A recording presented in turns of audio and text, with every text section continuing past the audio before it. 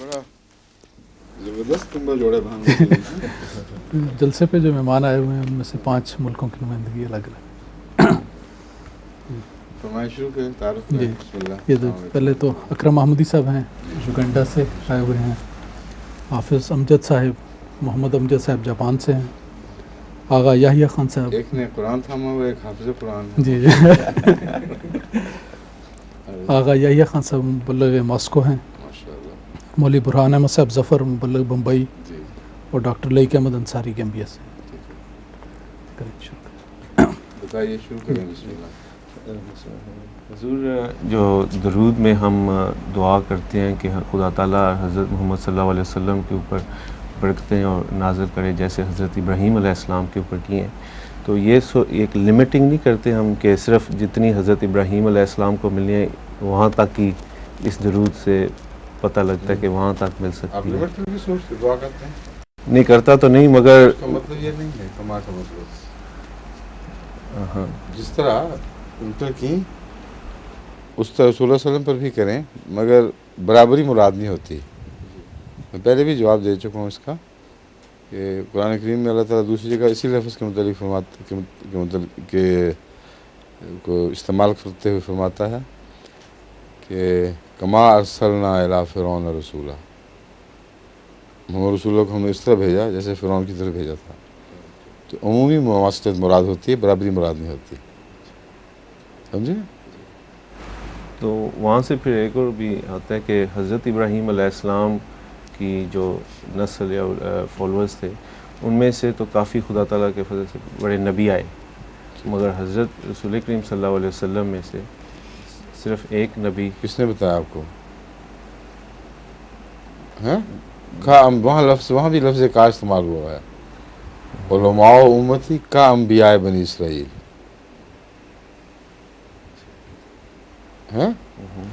تو علماء سے مراد وہ علماء ہیں جن کا قرآن کریم میں ذکر فرماتا اللہ تعالیٰ فرماتا ہے انما یخشی اللہ من عبادہ العلماء. وہ لوگ، وہ علماء جو صاحب خشیت ہوں، ان میں بڑے بڑے مرتبے کے لوگ پیدا ہوئے ہیں جو ہم مرتبہ ہیں انبیاء بنی اسرائیل کے جو ابراہیم کی آل تھے. جی سمجھے؟ نبی کا نام کیوں نہیں دیا گیا یہ حضرت مسیح علیہ السلام فرما چکے ہیں. رسول اللہ صلی اللہ علیہ وسلم نے نام صرف ایک کو دیا ہے اس لیے کہ نبوت کا دائرہ بہت بڑا ہو چکا ہے. بنی اسرائیل جیسے نبی اگر آئیں تو امت محمدیہ میں نبی نہیں کہلا سکتے کیونکہ وہ محدود تھے اور مقامی طور پر بھی اور زمانی طور پر بھی. لیکن رسول اللہ صلی اللہ علیہ وآلہ وسلم کی غلامی میں جس کو نبی کا لقب ملنا تھا وہ تھا جس نے سارے اسلام کے لیے سارے جہان میں کارروائی کرنی تھی. کوئی مجدد ہے ایسا جس نے ایسا کیا ہو؟ پہلے دکھائیں. کہ نظر آتا ہے آپ کو کوئی؟ نہیں. کوئی مجدد اٹھا ہو جسے کل عالم میں نہیں. ہر مذہب سے ٹکر لے کر اسلام کے حق میں جہاد شروع کیا ہو اور آپ کی جماعت پھر سب دنیا میں گواہ بن جائے کہ عالم اسلام کی اثر نو نشت کے لیے یہ ایک خدائی کاروبار ہے جو جاری کارخانہ ہے جو چل پڑا ہے. اور لِیُظْہِرَهُ عَلَى الدِّینِ کُلِّهِ کی آیت اس پر چشمہ ہو. تو اس مضمون کا تو پہلے کوئی مجدد آیا نہیں. وہ مجدد اپنی ذات میں بہت بڑے بڑے بزرگ تھے، بڑے بڑے علماء تھے، قطب اور غوث تھے. نبیوں کے لحاظ سے اگر آپ ان کا موازنہ پہلے انبیاء اسرائیل کے نبیوں سے کر کے دیکھیں تو دل گواہی دے گا کہ یہ ان سے کم درجہ نہیں، بلکہ بسا اوقات بڑھتے ہوئے دکھائی دیں گے. جی عام انبیاء جو بنی اسرائیل تھے ان کی رسول اللہ صلی اللہ علیہ وسلم کی امت کے مقابلے پر حیثیت کیا ہے؟ جی ان کا مرتبہ رسول اللہ صلی اللہ علیہ وسلم کی امت کے بزرگوں کے برابر اس لیے نہیں ہو سکتا کہ وہ دکھائی دیتا ہے چھوٹا مرتبہ. ان کے کام کیا تھے، ان کی خدمتیں کیا تھیں، ان کا تعلق باللہ کیا تھا. رسول اللہ صلی اللہ علیہ وسلم کی امت میں تو بے شمار ایسے اقطاب پیدا ہوئے ہیں کہ اگر وہ بنی اسرائیل میں پہلے پیدا ہوتے تو چوٹی کے انبیاء شمار ہوتے، معمولی انبیاء نہیں۔ تو یہ حکمت ہے حضور اکرم صلی اللہ علیہ وآلہ وسلم کے الفاظ میں احتیاط کے ساتھ چنے ہوئے الفاظ ہیں آپ کے، جی یہ اس میں حکمت ہے کہ میرے آنے سے نبوت کے معیار بدل گئے ہیں، اب میری امت کے علماء ان کے برابر ہوں گے۔ رائٹ، تو عظمت ہے ایک بہت بڑی، جی اور ایک فضیلت ہے جو امت محمدیہ کو عطا ہوئی ہے، سمجھے؟ جی حضور، ہاں جی، میرا سوال یہ ہے کہ پچھلے خطبہ جمعہ میں آپ نے جو تعاونوا علی البر والتقوی والا مضمون بیان فرمایا، اس ضمن میں سوال یہ ہے کہ جو سربراہ ہوتے ہیں، مثلا مسلمانوں کے جو سربراہ ہیں، وہ نیکی کے نام پر لوگوں کو بلاتے ہیں، حالانکہ اصل میں وہ فساد ہوتا ہے، تو آگے جو شدید العقاب والا ہے، تو کیا وہ خدا کی گرفت صرف ان لیڈروں پر آئے گی، یا جو نیکی سمجھ کر رہے تھے حالانکہ ان کو اصل علم نہیں تھا؟ قرآن کریم سے پتہ چلتا ہے کہ جو غلط راستے پہ بلاتا ہے اس کو بھی عذاب ملے گا، جو غلط راستے پر بلانے والے کے پیچھے چلتا ہے اس کو بھی عذاب ملے گا، اور وہ قیامت کے دن لوگ کہیں گے کہ یہ ہے وہ بدبخت لوگ بڑے بڑے جنہوں نے ہمیں گمراہ کیا تھا، تو ان کو دگنا عذاب دے۔ اللہ تعالیٰ فرمائے گا ہر ایک کو دگنا ہی محسوس ہوگا، تم جو ان کے پیچھے چلے تھے تم بھی ذمہ دار ہو، ٹھیک ہے؟ اگر یہ ان کو دست و بازو عوام الناس میں جاہل ایسے نہ ملیں جو ظلم پر آمادہ ہوتے ہیں نیکی کے نام پر، تو کیسے ان کے کاروبار چل سکتے ہیں؟ ان کا فساد پھیل ہی نہیں سکتا۔ فساد کی کال دینے والا ذمہ دار ہے، لیکن اس کے جواب دینے والا حام ہے، وہ بہت حد تک ذمہ دار ہے، عملاً وہی ان کے بد خیالات کو حقیقت میں تبدیل کر دیتا ہے۔ اور جہاں تک یہ عذر ہے کہ مولویوں نے کہا ہے یہ قابل قبول ہو ہی نہیں سکتا، یا پنڈتوں نے کہا، جو بھی نام رکھ دیں اس کا، اس لیے کہ جو فساد ہے اپنی ذات میں انسانی فطرت اس کے خلاف گواہ ہوتی ہے، ان کو پتہ ہے کہ ظلم ہے، بس اس لیے وہ ضرور پکڑے جائیں گے۔ ان کا یہ عذر کہ ہمیں ہمارے مذہبی رہنماؤں نے گمراہ کر دیا قابل قبول نہیں ہے۔ حدیث رسول صلی اللہ علیہ وسلم کے متعلق ہے، حضور نے اچھا جوڑ بنایا آپ نے، باقاعدہ ترتیب دے کے بٹھایا تھا، قرآن کے سوال کرنے والے پہلے آئیں، پھر حدیث والے ہیں، پھر شاید رواج کے متعلق آ جائیں لوگ۔ فرمائیے۔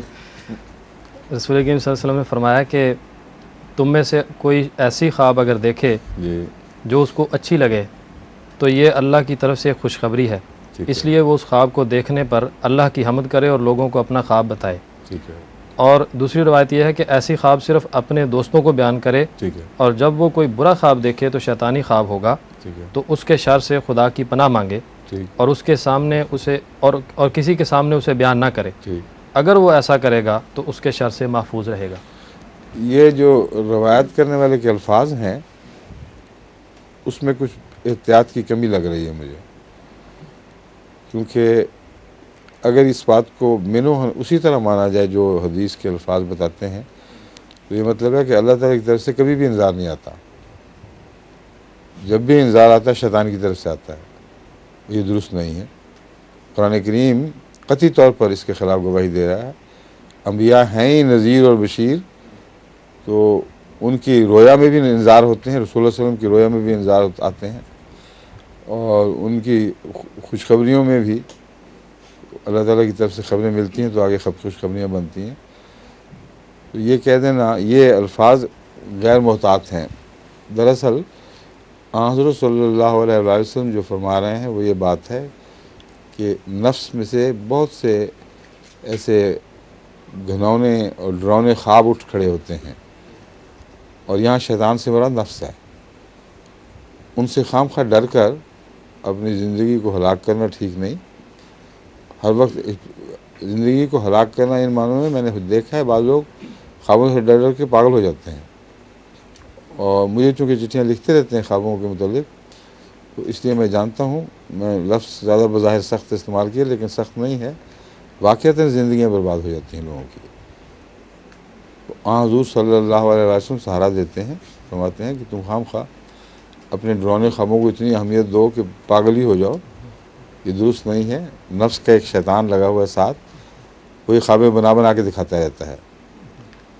تو آپ نے فرمایا بائیں طرف تھوک دو اور لاہور پڑھو اور صدقہ خیرات کے متعلق بھی ذکر ملتا ہے، تو پھر ختم کرو اس بات کو۔ پھر خوابوں کے بعد جو اللہ تعالیٰ کی طرف سے انذاری رویا ہوتی ہیں وہ الگ مضمون ہے، وہ روزمرہ کی عام جو اضغاث احلام ہیں ان سے مختلف ہوتی ہیں۔ ان کا انذار اول تو لپٹا ہوا ہوتا ہے ایسے کلام میں کہ عام آدمی کو سمجھ بھی نہیں آتا بعض دفعہ، اور وہ جو اہل علم ہے ان کو پہچان ہوتی ہے، اس کو شیطانی خواب نہیں کہا جا سکتا۔ ضرور، میرا سوال یہ ہے کہ ہندوستان میں آج کل علماء کی طرف سے بات اٹھ رہی ہے کہ سود جو حرام ہے، اور بینک جو ہیں وہ پیورلی سودی کاروبار کرتے ہیں، تو جو لوگ بینکوں میں نوکری کرتے ہیں ان کو نہیں چاہیے کہ وہ اس میں نوکری کریں۔ اس تعلق سب سے- حرام ہے کاروبار۔ ہاں، وہ کہتے ہیں حرام ہے یہ نوکری کرنا۔ یہ کھانا کھاتے ہیں کہ نہیں یہ مولوی؟ تو کھاتے ہیں۔ ہیں وہ چیزیں کہاں سے آتی ہیں؟ وہ اسی سودی کاروبار سے نکل رہی ہوتی ہیں۔ یہ وہی مضمون ہے جس کو رسول اللہ صلی اللہ علیہ وسلم نے فرمایا کہ دجال کا اتنا رسوخ ہو جائے گا کہ جو اس کے نیچے نہیں آئے گا اس کو دھواں ضرور پہنچ جائے گا۔ تو یہ دھواں ہے، یہ حرام نہیں ہے اور بے اختیاری ہے۔ دھوئیں کا مضمون بڑی لطیف مضمون ہے۔ اب فضا میں دیکھیں کوئی آدمی سگریٹ پیتا ہوا گزر رہا ہے، کوئی کچھ نشہ کر رہا ہے، شہر میں ہم دیکھتے ہیں اس کے پیچھے چھوڑا ہوا وہ دھواں وہ ضرور ناک میں جائے گا، روزے دار کے ناک میں بھی جائے گا۔ وہاں تو روزے دار کے منہ کو بند کیا مقفل کیا جاتا ہے زبردستی، یہاں تو کوئی ایسا مضمون نہیں ہے، یعنی کوئی ایسا طریق نہیں ہے۔ اور جگہ جگہ بسوں میں ہر جگہ کہیں نشئی بیٹھا ہوا ہے، کہیں کچھ کر رہا ہے، روزہ دار کو روزہ ٹوٹ جاتا ہے، اس لیے کہ بالعمد ارادہ اس میں بالعمد کرنے کی خواہش نہیں ہے اور بھاگنے کی طاقت نہیں ہے۔ یہ دو باتیں جو ہیں یہ جب اقتصادیات کا حصہ بن چکی ہوں اور بے اختیاری ہو، زندگی کی بقا کے لیے ضروری ہو کہ انسان روزمرہ کی زندگی میں تلاش کرے روزگار کے ذریعے، اور ہر روزگار کے ذریعہ جو ہے اس میں کہیں نہ کہیں سود آتا۔ یہ بڑی بڑی جو تجارتیں چل رہی ہیں، حکومت کا کاروبار سودی ہیں کہ نہیں؟ مولویوں کو کہیں کہ سب چیزوں سے استعفے دے دیں، پھر اپنی اولادوں کو اپنے ساتھیوں کو روک دیں۔ ہندوستان کے 11 کروڑ آدمی مسلمان کہاں جائیں گے پھر؟ سمجھے؟ اس کا کھل کے جواب دینا چاہیے، اخباروں میں لکھنا چاہیے کہ قوم کو ہلاک کرنے والے بیوقوف ہیں، ان کے پیچھے نہ چلو۔ میرا سوال ہومیوپیتھی سے متعلق ہے کہ جیسا کہ ایلوپیتھی ادویات کی جب دریافت ہوتی ہے یا ایجاد ہوتی ہے تو اس دوران تجربات جانوروں پر بھی کیے جاتے ہیں، تو آیا ہومیوپیتھی نئی ادویات کی دریافت کے دوران بھی ایسا ہی ہوتا ہے؟ ہاں جی، اگر دریافت کے دوران کی بحث نہیں ہے، جو تجربات کیے جاتے ہیں وہ صرف انسانوں پر کیے جاتے ہیں کیونکہ ان کا رد عمل معلوم کرنا ہے۔ یہاں وہ تجربات نہیں ہیں جو آپ کے ذہن میں ہیں۔ آپ کے ہاں ایک دوا یاد ہو جاتی ہے اور اس کے خواص کا کیمسٹ آپ کو بتاتا ہے کہ یہ خواص ہیں، اس کو انسانی زندگی پر تجربہ کر کے دیکھا جاتا ہے کہ یہ خواص محدود ہیں یا پھیل جائیں گے ارد گرد، خاص اعضاء تک محدود رہیں گے یا سارے جسم پر اثر انداز ہوں گے، کوئی زائد ایسے اثرات تو نہیں جو شفا کے ساتھ ایک بیماری بھی پیدا کر رہے ہوں وغیرہ وغیرہ۔ یہ تجارب بالکل اور نوعیت کے ہیں۔ ہومیوپیتھک میں تجربے سے مراد ہے کہ دوا جس کے متعلق کچھ بھی پتہ نہیں کیا چیز ہے، انسانی تجربے سے اس کے خواص کھل کر سامنے آ جائیں، اور جانور بتا نہیں سکتا۔ اس لیے ہومیوپیتھی کی پروونگ میں جانور کے اوپر تجربہ ہو ہی نہیں سکتا، لیکن جب انسان کے حوالے سے خواص کھل کے آ جاتے ہیں، یعنی ہومیوپیتھ کے علم میں آ جاتے ہیں، اس وقت جانوروں پر ہومیوپیتھ خود تجربے کرتے ہیں، اور اکثر یہ دیکھا گیا کہ جو دوا ایک جانور پر کامیاب ہو وہ دوسرے پر بھی ہوگی، اس میں سمٹمز پوچھنے کی ضرورت نہیں رہی، کیونکہ انسان مزاج کے لحاظ سے متنوع ہے، کثرت سے مختلف قسم کے مختلف ذوق کے لوگ ہیں، اس لیے ہر دوا ان پر اثر نہیں کرتی، ان کی علامتیں اپنے مزاج کے مطابق بدل جاتی ہیں۔ جانور کا تو کوئی مزاج ایسا بدلتا ہی نہیں، بھینس کا مزاج بھینس کا ہی رہتا ہے، کم ہیں بھینسیں کچھ غصے والی کچھ کم غصے والی، ان میں شاید کیموملا یا پسٹیلا کا فرق کیا جائے، لیکن بالعموم جس کو مثلا کولک ہے پیٹ کا اور سوکھا چارہ کھانے سے ہو گیا ہے، سوکھے زمانے کا چارہ کھانے سے، کیونکہ اس میں اکثر ہائیڈروسائنک ایسڈ پیدا ہو جاتا ہے، اس لیے اس کا ایک علاج ہے کولچیکم 200۔ وہ کوئی بھینس ہو، بکری ہو، بھیڑ ہو، اونٹ ہو، گھوڑا ہو، سب پہ برابر کام کرتا ہے۔ اس کا مطلب ہے کہ اس میں حیوانی مزاج کے اختلاف سے دوا نہیں بدلی، بنیادی وجہ پتہ لگی، ہر جگہ کام کرے گی۔ اس طرح ایک بیماری ہوتی ہے منہ کھر کی بیماری، اور بہت نقصان پہنچاتی ہے، افریقہ میں بھی کئی دفعہ پھیلتی ہے، اور پاکستان میں بھی بارہا اس کے حملے ہوتے ہیں۔ اس میں مرکسول جانوروں کو دی جائے تو دیکھتے دیکھتے بیماری کنٹرول میں آ جاتی ہے۔ اور بھی بہت سی ایسی چیزیں ہیں، مثلا کان کا کینسر ہے نا، سینگ کا کینسر، اس میں نے سورائنم 1000 دے کے دیکھی ہے، وہ اللہ کے فضل سے جتنی دفعہ مجھے تجربہ ہوا ہے ہمیشہ کامیاب رہی۔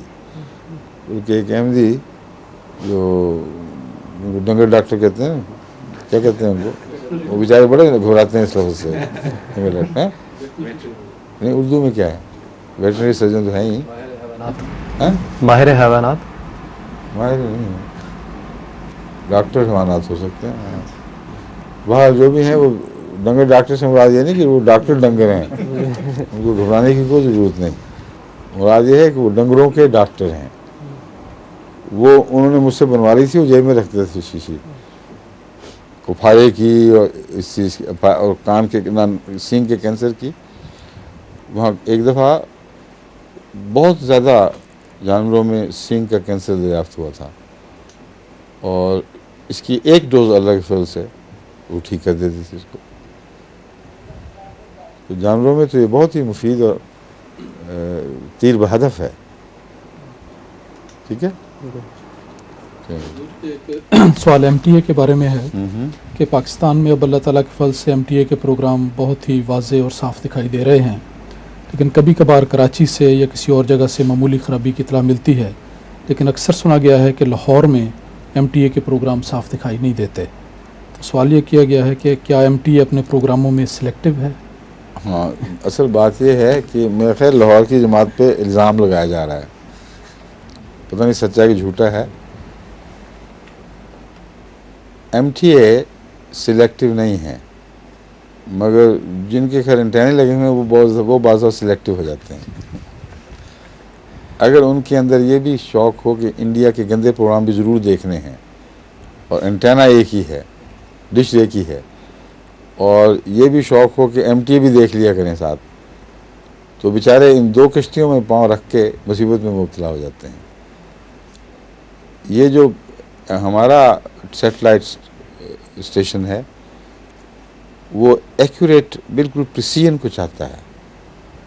اس میں خوبی یہ ہے کہ اگر ایک دفعہ سیٹنگ صحیح ہو جائے تو بعض دفعہ بلکہ اکثر لوگ لکھتے ہیں کہ لوکل ٹیلی ویژن سے بھی زیادہ صاف اور بہت ہی خوبصورت تصویر نکلتی ہے، آواز بھی بالکل صاف۔ گنڈا میں بھی حضور ایسے ہی ہے، یہ جو MTA ہے بہت کلیئر ہے، لوکل سے بھی زیادہ کلیئر۔ دیکھ لیں آپ، مگر وہ دیر لگی تھی وہ ٹو گیٹ دیٹ، ایک دفعہ سیٹ کر لو۔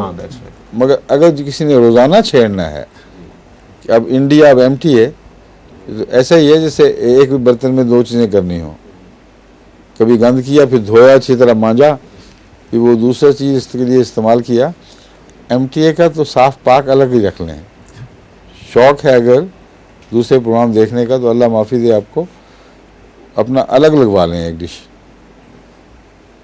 گندے برتن کے طور پر اس کو الگ رکھیں، اس طرح تو نہ کریں جیسے مولوی کے ساتھ کی تھی کسی نے، ایک عورت، ایک لڑکی، وہ ایک برتن میں مولوی کے لیے حلوہ لے آئی یا کوئی اسی قسم کی چیز تھی، تو مولوی صاحب نے کو پتہ تھا کہ یہ خاندان جو کوئی نیک خاندان نہیں ہے، اس کی طرف سے کبھی عنایتیں نہیں ہوئیں. غالب کہتا ہے مجھ تک کب ان کی بزم میں آتا تھا دور جام، ساقی نے کچھ ملا نہ دیا ہو شراب میں. تو مولوی صاحب کو اتنے ذہین تھے، وہ سمجھ گئے کہ گڑبڑ ہے کوئی بات، پر ان کے یہاں سے ایسی عنایتیں کیسی. اس نے کہا بی بی بہت شکریہ، بہت اچھا، حلوہ کھا رہے تھے، انجوائے کر رہے تھے کہ آخر کیا ہوئی بات، آج کیا واقعہ ہوا کہ مجھ پر اتنی مہربانی ہے. تو بچی نے سادگی میں کہا کہ وہ کتا منہ مار گیا تھا، تو امی نے کہا کہ مولوی صاحب کو دیا. مولوی صاحب بڑک اٹھے، زور سے جو مارا برتن ٹوٹ گیا، تو رونے لگے چیخیں مار مار کے، وہ مجھے ماریں گی، اب کتے کو کس برتن میں کھلائیں گے. اسی مٹی کا کوزہ سا جو تھا اسی میں تو ہم کھلاتے تھے کتے کو. تو یہ کسی مولوی دشمن نے یہ لطیفہ بنایا ہوا ہے، لیکن میں نے نہیں بنایا ہوا، میں آپ کو صاف بتا رہا ہوں. یہ پنجاب میں مشہور ہے. تو بعض دفعہ بعض علاقوں میں واقعتاً مولویوں سے ایسی نفرت پیدا ہو چکی ہے کہ اس قسم کے قصے بنائے جاتے ہیں ان کے متعلق. مگر امر واقعہ یہ ہے کہ برتن انسان گند کا الگ رکھتا ہے اور صفائی کا، صاف چیزوں کا الگ. تو کم سے کم وہ پروگرام جن میں خدا اور رسول کی باتیں، قرآن حدیث کی باتیں، اور سارے کا سارا پروگرام پاک صاف شفاف ہوتا ہے، اس ڈش پر اگر دوسرا پروگرام دیکھیں گے تو ظاہری طور پر تو گندہ نہیں ہو سکتا ہے. تو میں جانتا ہوں بہنی کو مثال نہیں آ سکتی، یہ تو ایک سمجھانے کی خاطر کچھ نیم لطیفہ، کچھ نیم شکوے کے رنگ میں بات بتا رہا ہوں. اور ڈش بیچارے نے کیا گندہ ہونا ہے، مگر دل گندے ہو جاتے ہیں. پھر ایک ہی ڈش پر کبھی اچھا پروگرام، کبھی گندہ پروگرام، عادتیں بگڑ جاتی ہیں خاندانوں کی. تو اس لیے میں سمجھتا ہوں کہ لاہور میں ہو سکتا ہے، بلکہ میری خواہش یہی ہے کہ ایسا ہی ہوا ہو کہ وہاں کوئی ٹیکنیکل مشورے کی کمی ہے. کیونکہ جن لوگوں نے اچھے مکینک کو بلوا کر ٹھیک کروایا ہے، ان کی طرف سے مجھے یہ بھی اطلاع ملی ہے کہ بالکل صاف پروگرام آنے لگ گیا ہے. لاہور مستثنا نہیں ہے. لاہور میں یا تو جماعت کی طرف سے کوئی اچھے مکینک کو مقرر نہیں کیا گیا کہ وہ جا کے ہر گھر میں جا کے ٹھیک کرے، یا پھر جیسا کہ میں نے بیان کیا کراچی میں بھی ہے، کیونکہ مجھے بعض لوگوں نے معین لکھا ہے، اس لیے میں کہہ رہا ہوں. میرا مطلب یہ نہیں کہ بھاری اکثریت نعوذ باللہ یا اکثریت کوئی بھی ہو وہی ایسا کام کر رہی ہے، مگر یہ ضرور ہے کہ بعض یہ کرتے ہیں. اور مجھے بعض لوگوں نے اطلاع دی ہے کہ ہمارے ہاں یہ مصیبت ہے کہ کبھی وہ پروگرام دیکھتے ہیں، کبھی یہ دیکھتے ہیں، اور بیچ میں ایڈجسٹ کرنا بڑا مصیبت ہے. سمجھ گئے؟ نیکسٹ کوشچن میرا وہ سورہ نور سے خلافت کے بارے. تو میں پہلے عربی پڑھ دوں پھر ویسے اس ابتلا میں کیا ضرورت ہے پڑھنے کی؟ جی اچھا، اس ابتلا میں نہ ہی پڑھیں. اچھا ٹھیک ہے، وہ ان کو بتا دیں پڑھ دیں گے. اچھا ٹھیک ہے. تو یہ ترجمہ بھی بڑی احتیاط سے عربی پڑھ دوں. یہ آئے اور یہ ترجمہ ترجمہ آپ پڑھ دیں، اور جو اصل عبارت ہے قرآن کریم کی یہ مولوی صاحب پڑھ دیں گے، امام صاحب. سورہ نور کی آیت استخلاف ہے جس کے بارے میں یہ سوال کرنا چاہتے ہیں. وعد اللہ الذین آمنوا اعوذ باللہ من الشیطان الرجیم. وعد اللہ الذین آمنوا منکم وعملوا الصالحات لیستخلفنہم فی الارض کما استخلف الذین من قبلہم ولیمکنن لہم دینہم الذی ارتضی لہم ولیبدلنہم من بعد خوفہم امنا یعبدوننی لا یشرکون بی شیئا ومن کفر بعد ذالک فاولئک هم الفاسقون. ترجمہ بھی کر ہی دیں. آپ پڑھ دیں. ہاں وہ آپ زیادہ سے پڑھیں گے اس لیے میں کہہ رہا ہوں. اللہ نے تم میں سے، اچھا اردو ہے جی پھر ان کو ہی دے دیں. میں نے آپ انگریزی ترجمے کا قرآن لائے ہیں، وہ you can read much better. سورہ آیت کا ترجمہ تفسیر صغیر میں یہ دیا ہے کہ اللہ نے تم میں سے ایمان لانے والوں اور مناسب حال عمل کرنے والوں سے وعدہ کیا ہے کہ وہ ان کو زمین میں خلیفہ بنا دے گا. जिस तरह उनसे पहले लोगों को खलीफा बना दिया था। ठीक।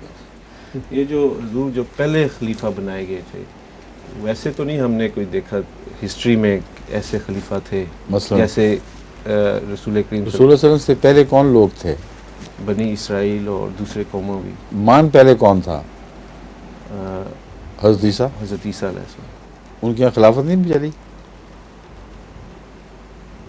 कौन सी खिलाफत? हज़रत ईसा अलैहिस्सलाम ने खुद अपने भाई जेम्स को जी और याकूब को, याकूब भी कहते हैं, जेम्स भी, उनको खलीफा मुकर्रर किया और उसके बाद मुसलसल फिर खिलाफत जारी रही है, एक मरकज़ी अथॉरिटी मजहबी दुनिया में।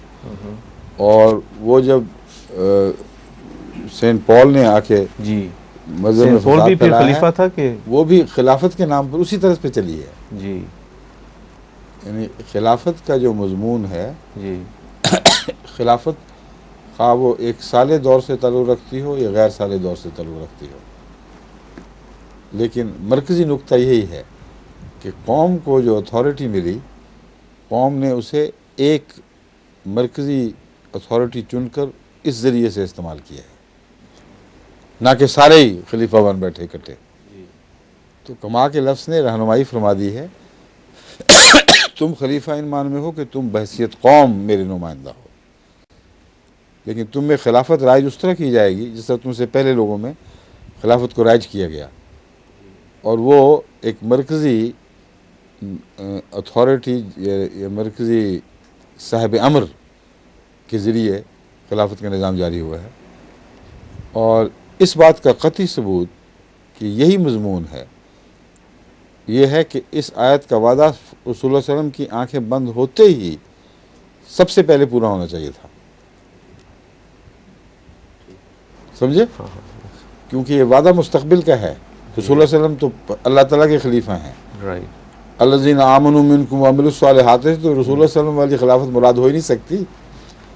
लाजिम है कि हज़रत अक़दस मोहम्मद रसूलुल्लाह सल्लल्लाहु अलैहि वसल्लम के विसाल के बाद अगर ये वादा सच्चा है तो फ़ौरन इस पर अमल होना चाहिए था। जी और क्या हुआ? हज़रत अबू बकर जी उठे और एक खलीफा और सारी कौम भी खलीफा, सारी कौम खुदा की नुमाइंदगी में खलीफा, और एक खलीफा उस कौम का मरकज़ी दिमाग और दिल बनकर उठा है। जी और इसी को हम खिलाफत राशिदा कहते हैं, जो आगे जारी रही। जी फिर शियों में आइम्मा की सूरत में जारी रही,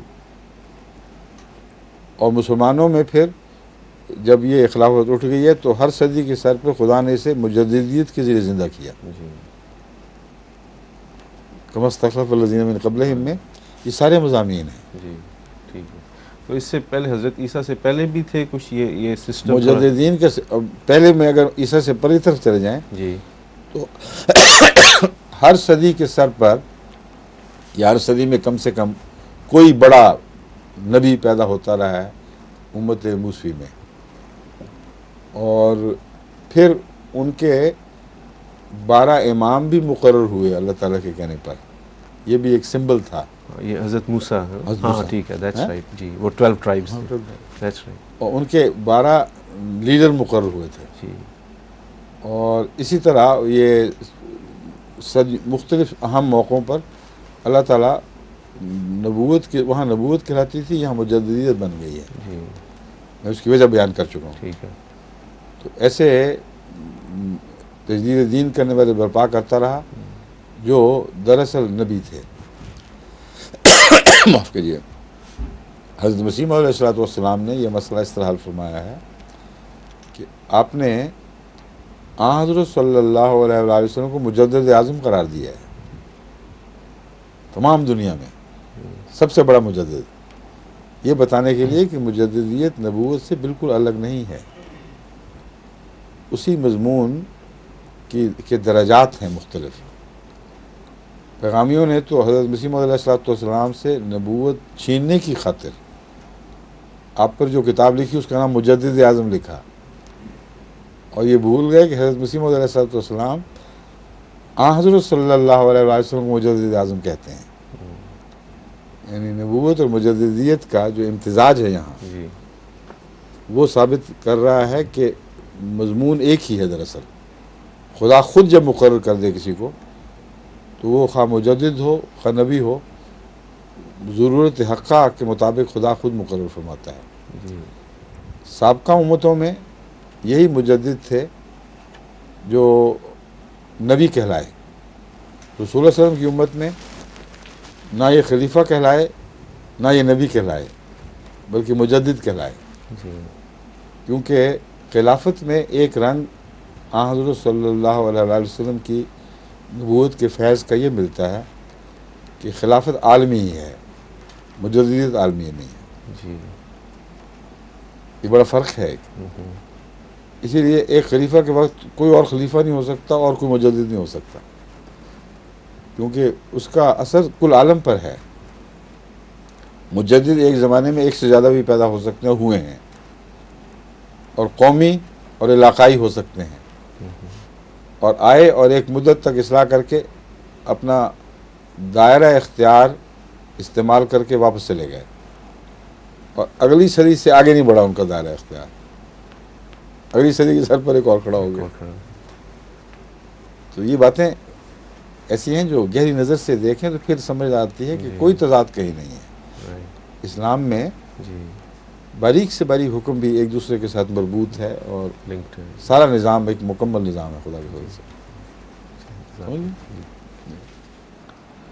حضور وہ پہلی آیت کے حوالے سے ہی میرا سوال ہے دوسرا کہ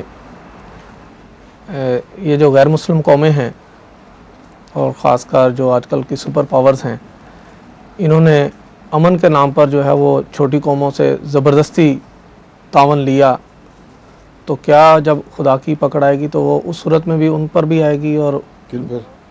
جو چھوٹی قومیں جن سے طاقت کے بل بوتے پر بھی انہوں نے طاقت کے بل بوتے پر تعاون جو ہے، یہ آپ نے بہت محدود بات کی ہے. تعاون ہمیشہ بیماری کے بل بوتے پر ہوتا ہے. جب قومیں بیمار ہوں، ان میں جو بد اخلاق اور بد کردار لوگ ہیں وہ تعاون کیا کرتے ہیں، اور وہ تعاون کی والی آیت کا دوسرا حصہ چھوڑ دیتے ہیں، اسے پوچھ ڈال دیتے ہیں وَلَا تَعَاوَنُوا عَلَى الْإِثْمِ وَالْعُدْوَانِ. تو جو قومیں ایسے غدار اپنے اندر رکھتی ہیں جو قوم کا مفاد بیچ کر غالب قوموں سے تعاون کرتی ہیں، انہی کے بل بوتے پر غیر قومی حکومت کیا کرتی ہیں، اور وہ ذمہ دار ہوتے ہیں. اس کے بغیر ممکن ہی نہیں کہ قوم کسی قوم پر حکومت کر سکے.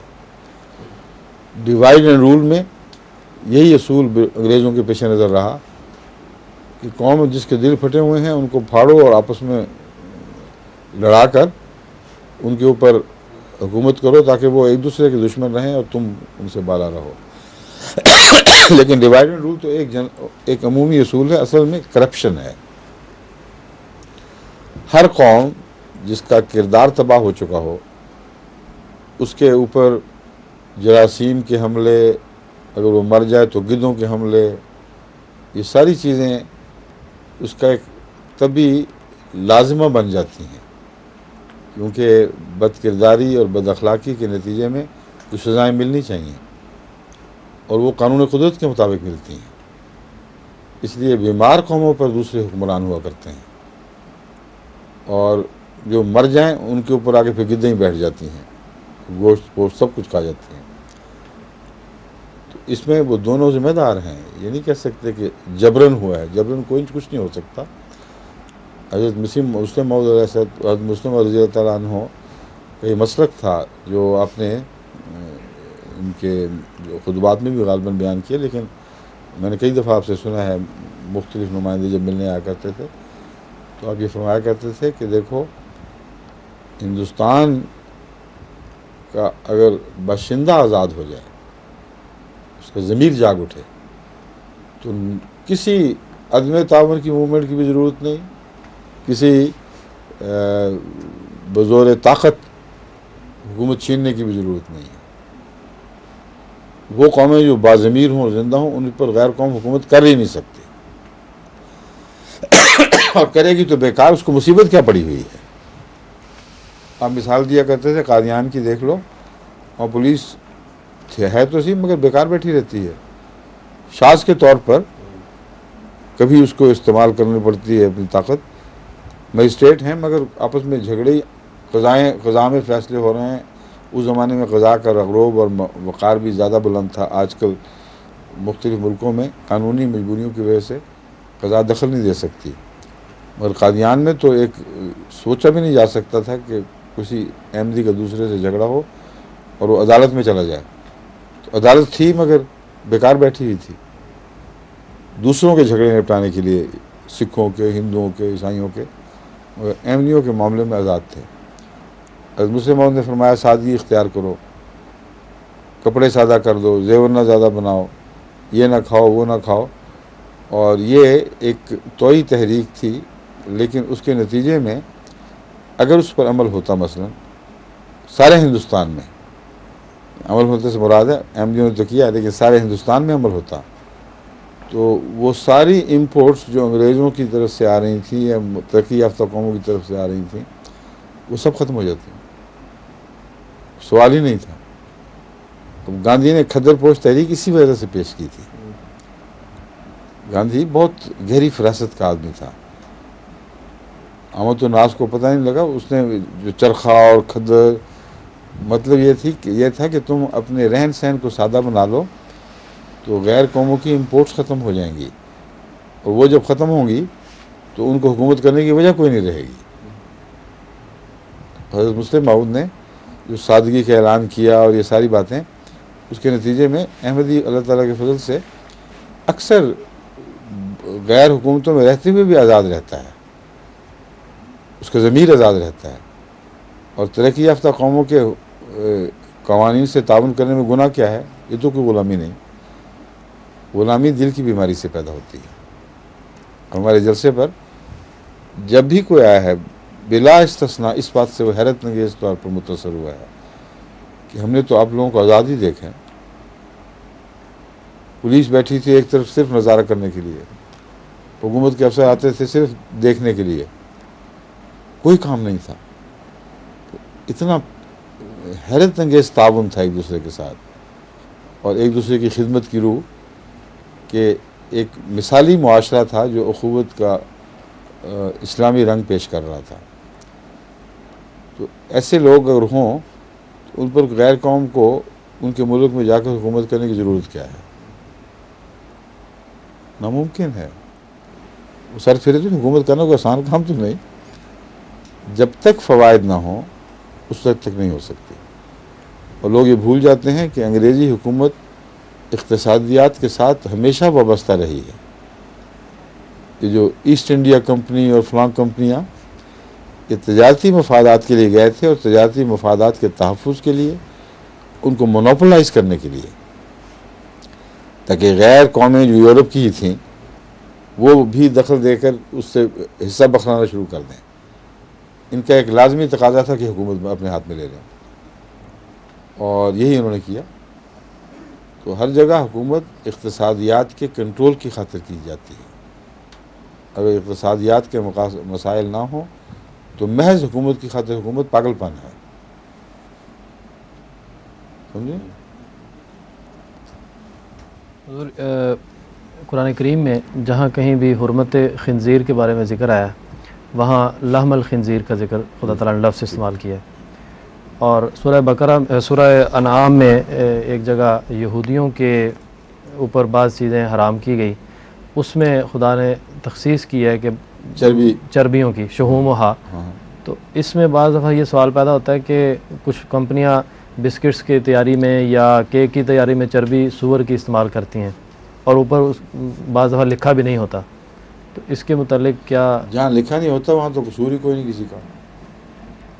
جی اس کو تو بھول ہی جائیں. ٹھیک ہے. جہاں لکھا ہوتا ہے وہاں ایک مسلمان جان بوجھ کر دیکھ کر کہ سور کی چربی ہے اس کو کھانے پہ آمادہ نہیں ہوتا. جی ورنہ پرانے فقہا نے فتویٰ دیا ہوا ہے کہ اگر چربی جس میں گوشت کی آمیزش نہ ہو یا ہڈی ہو وہ حرام نہیں ہے.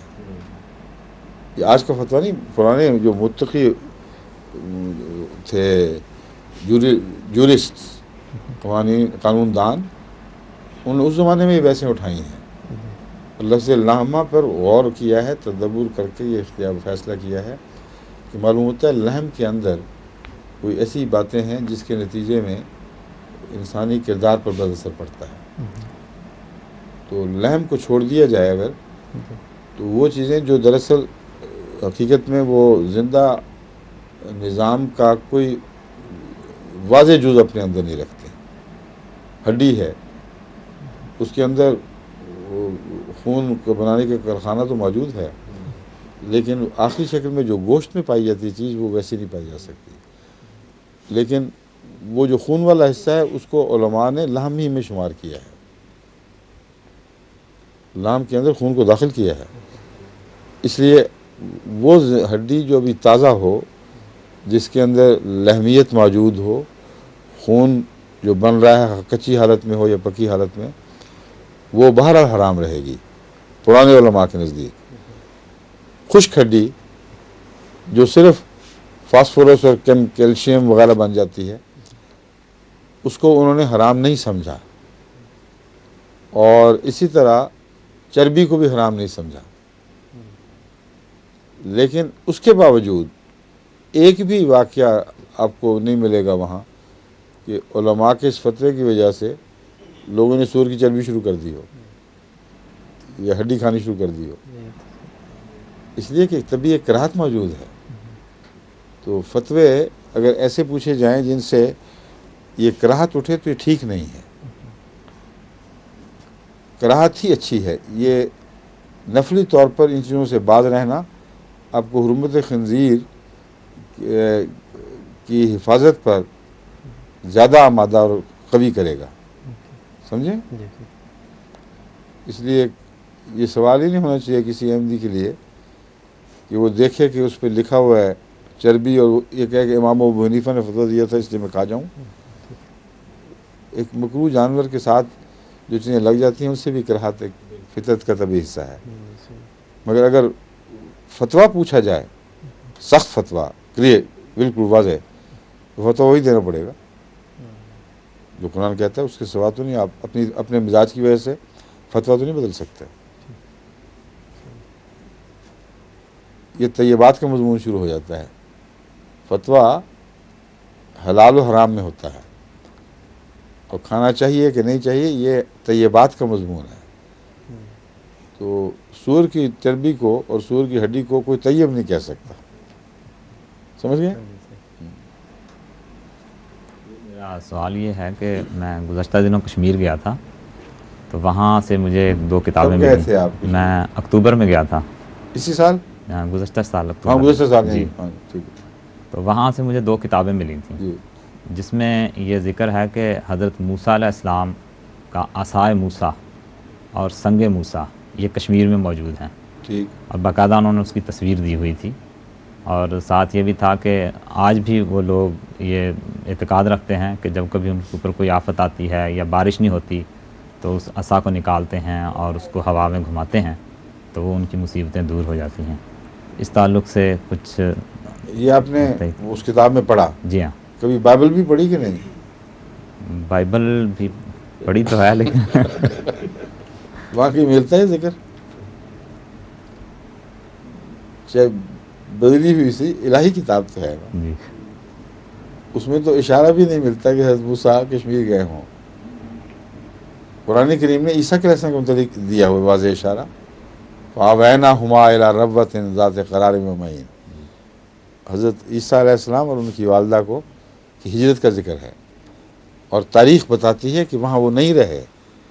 نہ حضرت عیسیٰ علیہ السلام رہے، نہ حضرت مریم رہیں، نہ ان کا مزار ہے نہ ان کا مزار ہے. تو یہ تو حقیقت ہوئی.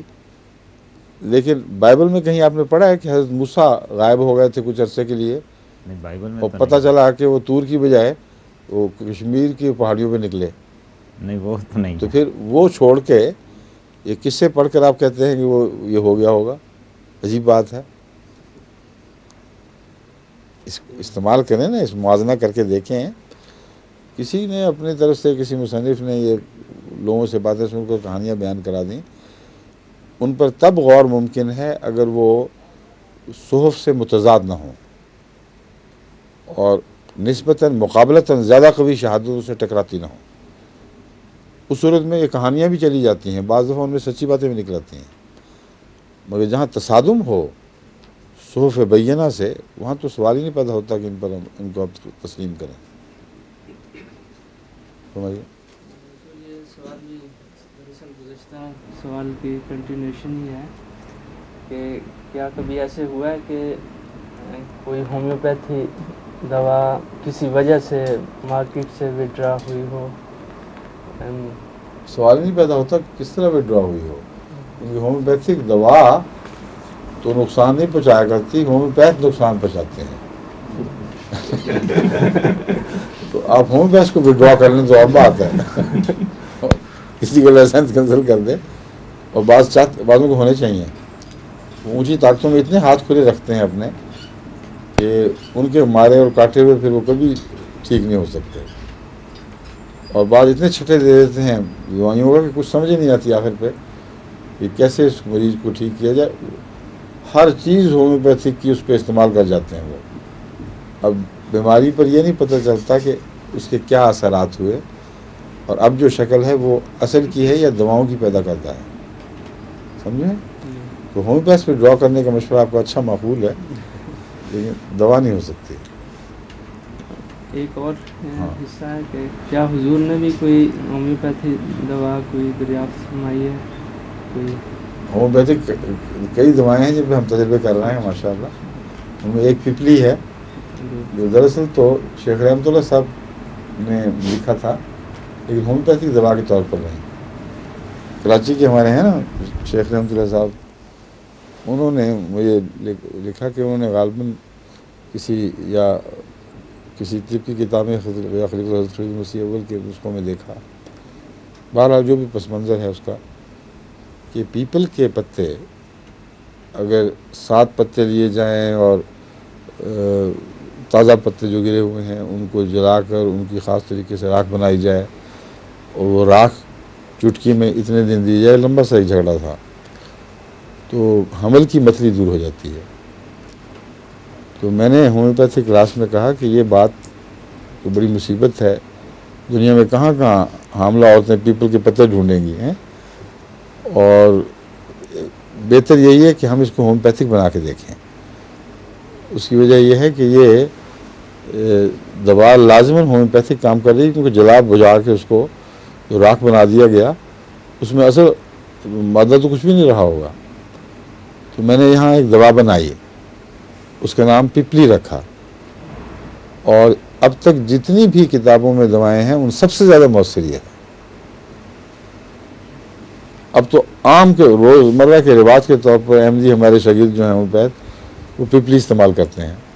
اور حمل کی متلی میں پہلا تجربہ یہ ہوا کہ ایک جرمنی کی احمدی بچی متلی کی وجہ سے اس قدر بیمار تھی کہ ہسپتال میں داخل تھی، اس کو شاید وہ گلوکوز کے ٹیکے بھی لگ رہے تھے. تو میں نے ان کو کہا کہ آپ فوراً، ابھی بنی تھی تازہ، میں نے کہا پپلی بھجوا دیں. پپلی استعمال کرتے ہی ٹھیک ٹھاک ہوئے گھر واپس آ گئے. اور اس کے بعد جتنے تجربے کیے اب تک میرے علم میں کوئی ناکامی کی اطلاع نہیں ملی، مگر ہوں گی ضرور. یہ تو نہیں ہو سکتا ایک دوا کلیتاً ہر دفعہ شفا دے سکے، مگر اس کا شفا کا جو ہے نا شفا کی نسبت وہ اتنی بڑی ہے کہ ایک بڑی اچھی دوا بنی ہے. پھر ایک دوا میں نے وہ بنائی تھی جو دمے کے لیے لیتے ہیں نا آپ انہیلر، اس میں کیا ڈالتے ہیں، مین جوس کیا ہے اس کا، ہارمونز ہوتی ہیں کچھ، اسٹیرائڈز ہوتے ہیں. ان کے استعمال سے انسان کو جو مرکزی دماغ کا حصہ ہے وہ معوف ہو کر تو آہستہ آہستہ ایسی بیماریاں لگ جاتی ہیں جس کا علاج کوئی نہیں. بعض لوگ کانپنے لگ جاتے ہیں، بعضوں کے اعصاب کی جو نیچے کی طرف حرکت کرتے ہوئے ہاتھ پاؤں کی طاقت سلب ہونے لگ جاتی ہے، اور آرٹریوسکلیروسس کی علامتیں بھی ظاہر ہو جاتی ہیں. تو لمبا عرصہ اس کا استعمال نہایت خطرناک ہے. اس کے متعلق میں نے تحقیق کی تو مجھے خیال آیا کہ اس کو سینٹرل نروس سسٹم کی سافٹننگ، یعنی جو سیلز ہیں وہ سافٹ ہو جائیں، اور اس کے نتیجے میں اعضاء سوکھنے لگ جاتے ہیں جسم کے، اور اس کا علاج کوئی نہیں ہے. بچوں میں بیماری ہے، وہ پھر آہستہ آہستہ کمزور ہوتے ہوتے مر جاتے ہیں. تو مجھے خیال آیا کہ اس پر استعمال کرنا چاہیے، چنانچہ اس کی ہومیوپیتھک بنائی. اور ابھی تک زیادہ وسیع تجربے تو نہیں ہوئے، لیکن جو ہوئے ہیں ان میں فائدے کی اطلاع ملی ہے. ابھی بہت جلدی ہے یہ کہنا کہ کس حد تک فائدہ دیتی ہے، کس حد تک تبدیلی لا سکتی ہے، مگر یہ خوش کن اطلاع ملی ہے کہ مریض نے محسوس کیا ہے کہ میں پہلے سے بہتر ہوں. لیکن یہ بیماری چونکہ گہری نوعیت کی اور لمبی بیماری ہے، اس لیے بہت جلدی فیصلہ نہیں دیا جا سکتا. ابھی پوٹینسیز پر بھی ہم نے تجربہ نہیں کیا. وہ پپلی تو 30 طاقت میں کام کر رہی ہے، مگر دماغ کا مرکزی حصہ ہے، اس کو پیغام دینے کے لیے آیا 30 کافی ہے یا 200 یا اونچی طاقت میں جانا پڑے گا. یہ سارے وہ پہلو ہیں تجربے کے جو ابھی تک تشنا ہیں. جب ہو جائیں گے تو انشاءاللہ ان پر بھی کام کریں گے. اور بھی کئی اسی طرح کی میں وقفہ جدید کے دوران بھی خود بنا لیا کرتا تھا فوراً. جب ایک مریض کی علامتوں میں کوئی معین دوا نہ ملتی ہو تو اس سے ملتا جلتا ظاہر جو میرے علم میں ہو اس سے میں دوا تیار کر لیا کرتا تھا. بسا اوقات فائدہ ہو جاتا تھا. تو ہومیوپیتھ کو اس لحاظ سے کھلے ذہن سے کام کرنا چاہیے. کیا دوسری جو دعا وہ وینٹلین اس کا نام ہے، اسی سے بنائی تھی. وینٹلین ہی ہے نا. حضور میں ابھی یوگنڈا میں اب تو ہم نے مشین منگوا لی ہے اللہ کے فضل سے. یہ تو بیچارے ہمارے جو ہے نا خدمت کرنے والے ہومیوپیتھ کے واقف زندگی منصور حفیظ بھٹی اور چری بیگم، یہ ان کی ساری اولاد وقف ہے ہومیوپیتھی کے لیے.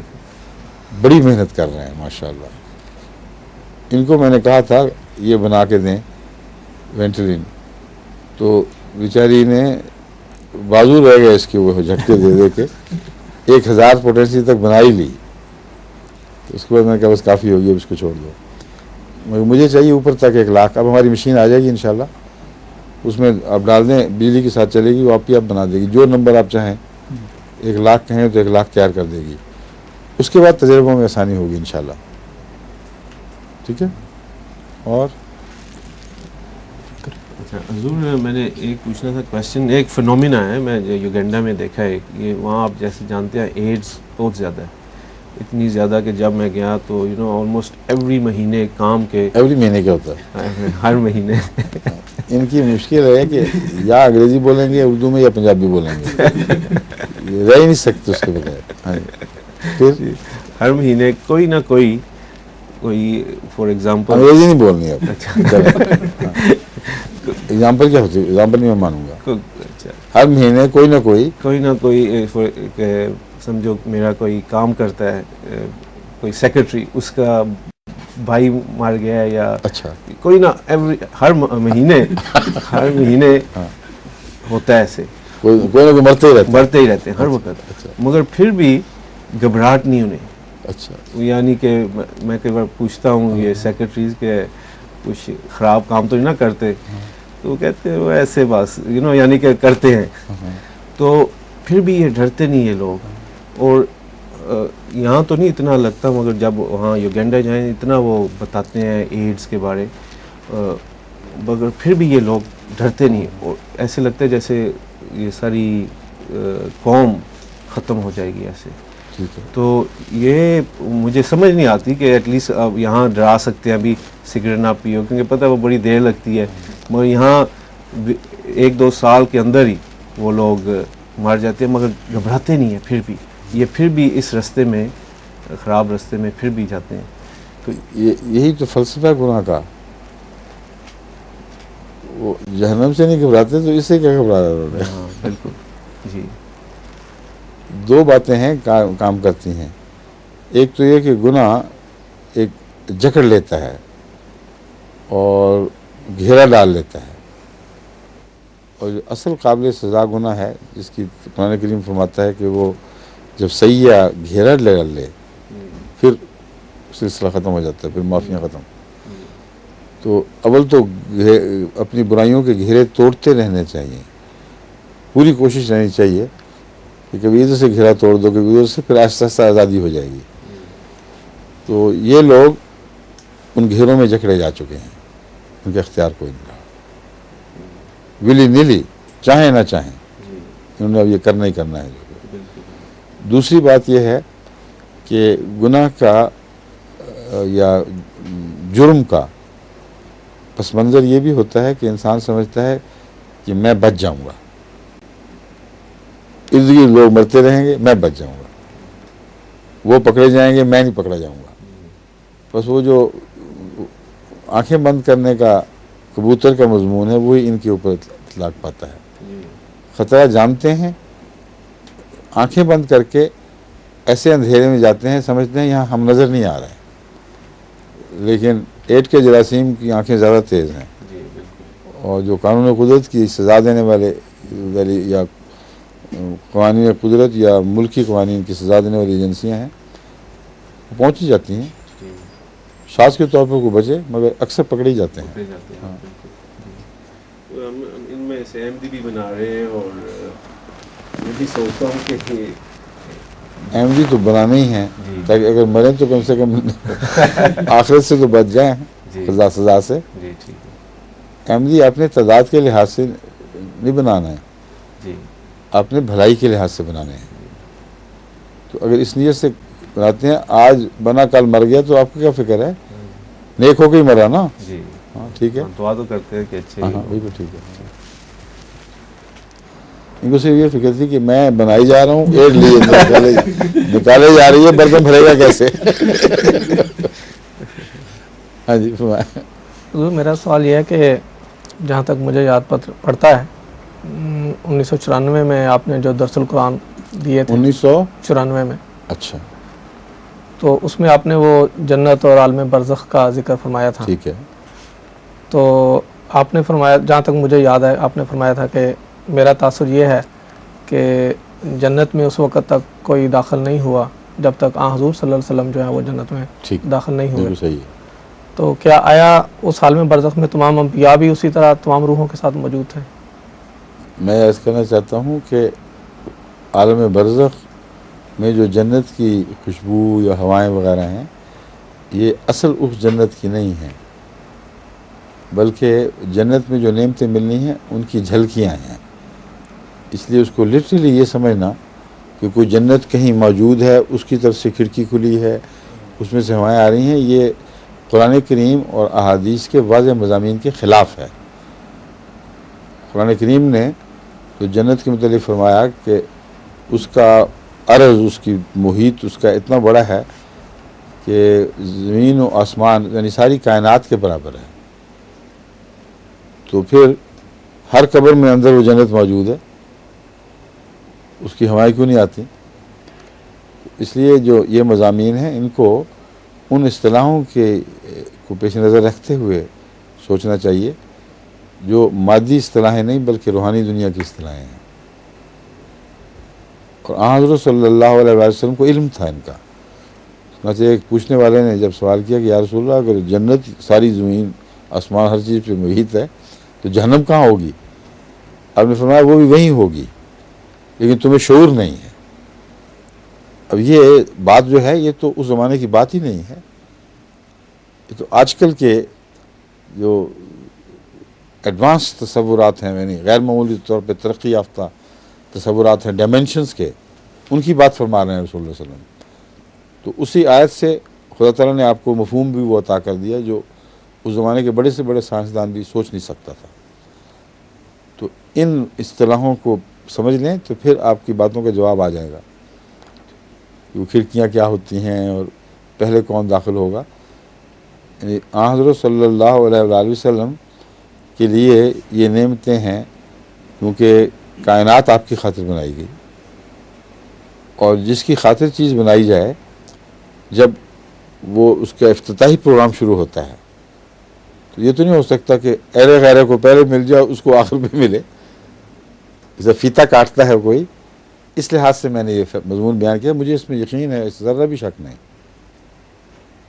ٹھیک ہے، پہلے سوال کے متعلق ہی ایک ضمن سوال ہے کہ خواب کے بارے میں نے سوال کیا تھا۔ رسول کریم صلی اللہ علیہ وسلم نے فرمایا کہ اگر وہ بری خواب دیکھے تو کسی سے بیان نہ کرے تاکہ اس کے شر سے محفوظ رہے۔ اس سے اچھی خواب کے متعلق پہلے بتائیں کیا فرمایا تھا؟ اچھی خواب کے متعلق تو حضور نے یہ فرمایا تھا کہ خدا کی حمد کرے اور اپنے دوست سے بیان کرے.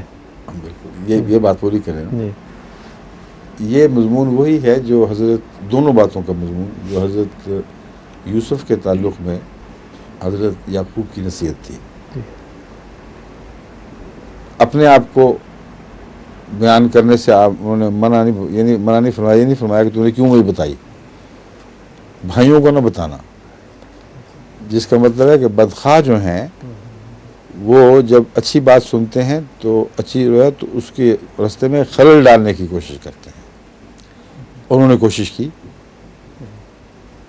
وہ کوشش خدا کی تقدیر کو بدلنے کی بجائے اس کی ممید ثابت ہو گئی. کیونکہ اگر وہ کوشش نہ کرتے تو وہ ساری باتیں جو بعد میں رونما ہوئی ہیں اور بہت عظیم فائدے پہنچے ہیں بنی نوع انسان کو حضرت یوسف کے ذریعے، وہ پہنچ ہی نہیں سکتے تھے. تو خدا تعالیٰ کی بھی حکمتیں ہیں، بندے بھی اپنی کوششیں کرتے رہتے ہیں، مگر وہ مقام جو یوسفی مقام ہے وہ ہر ایک کو نصیب نہیں ہوتا. عام آدمی کو نقصان پہنچ بھی سکتا ہے، ایسا نقصان جو فائدہ بھی نہ پہنچائے. تو حضرت یوسف کے نقصان کا ازالہ تو اللہ تعالیٰ نے فرما دیا، مگر عام روزمرہ آدمی کسی بدخواہ کے سامنے اپنی شیخی بگاڑتا پھرے، اپنی خوابیں بیان کرے مجھے یہ مرتبہ مل رہا ہے، یہ مرتبہ مل رہا ہے، تو نقصان ہی اس کو پہنچائے گا. دوسرا نفس بھی نقصان پہنچاتا ہے. اس لیے احتیاط لازم ہے.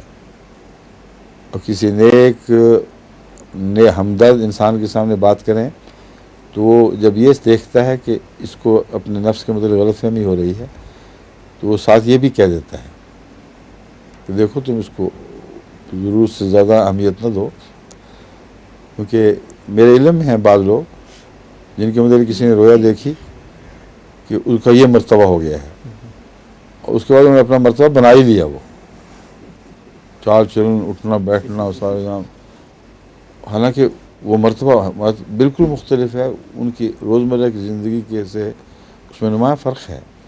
نیک ہونے کے باوجود فرق ہے، لیکن انسانی کمزوری ہے. اگر ایسے شخص کے سامنے اس کی رویا اس کے متعلق بیان کریں یا وہ اپنی رویا ایسے لوگوں میں بیان کرے جو در حقیقت اس کے بہی خواہ نہیں ہیں بلکہ اس کے نفس کو موٹا کرنے والے ہیں، تو اس کا بھی نقصان پہنچے گا. تو رسول اللہ صلی اللہ علیہ وسلم صرف یہ نہیں فرما رہا ہے کہ ہر دوست کے سامنے بیان کرو. میں اس کا مضمون یہی سمجھتا ہوں جو سچا دوست ہے، جو تمہیں بھی تمہارے خواب کے شر سے محفوظ رکھے گا، اور اگر کوئی اچھی تعبیر طلب بات ہے تو تمہارے حق میں دعائیں کرے گا، نہ کہ اس کے برعکس. سمجھیں؟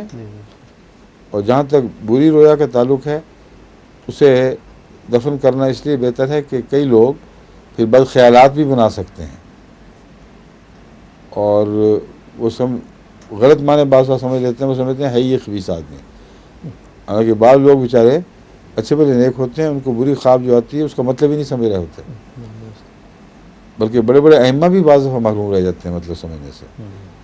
حضرت ابو حنیفہ رضی اللہ تعالیٰ رحمۃ اللہ علیہ، آپ نے جو رویا میں دیکھا تھا کہ قبر کو رسول اللہ صلی اللہ علیہ وسلم کی قبر کھودتے ہیں، بعض ہڈیوں کو چنتے ہیں، دیکھتے ہیں، ناپسند کر کے پھینک دیتے ہیں، بعضوں کو لگا رکھ رہے ہیں، تو اس کی بہت سخت ڈر گئے تھے کہ یہ کیا حرکت ہو رہی ہے مجھ سے.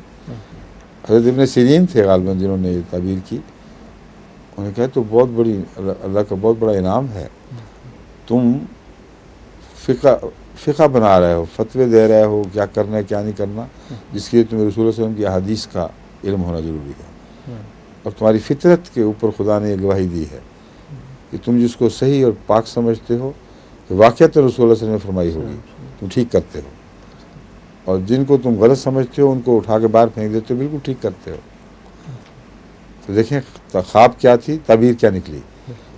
تو بری خوابوں کو بھی عام بیان کرنے سے اعتراض کرنا چاہیے، اور اچھی خوابوں کو بیان کرنا ہے تو اپنے سچے بہی خواہ کے سامنے بیان کریں. اچھا جی، السلام علیکم، وقت ہو گیا.